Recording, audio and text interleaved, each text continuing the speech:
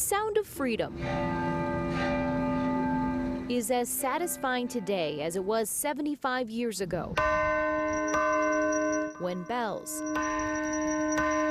broke the silence of war. Let us celebrate the bell ringing of the victory that was once heard around the world. It was on this day in 1945 the Nazis surrendered in Europe, marking the beginning of the end of World War II. Church bells that were silent for years during war in Europe finally rang out. The celebration heard round the world then and now, but for some,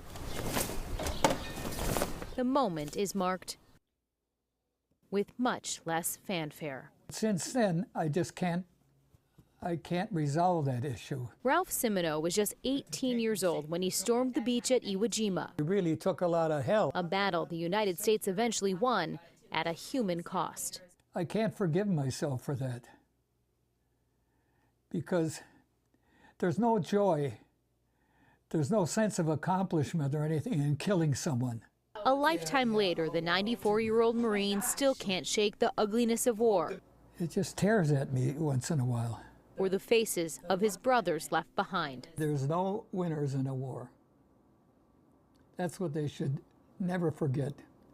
You can call yourself the winner, you came out on top, but what it cost in human lives and in material and what have you, and memories. 75 years later, freedom rings, with flyovers and ceremonies honoring the service and sacrifice of all who served. For them, we play.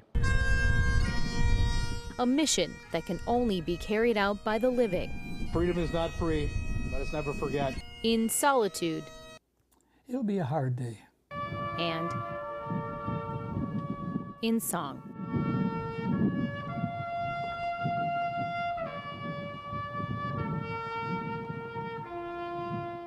Ralph served 3.5 years, mostly overseas. He only recently started talking about the war, his way to honor his friends who didn't make it home to share their own stories. Outside the War Memorial, Amy DuPont, Fox 6 News.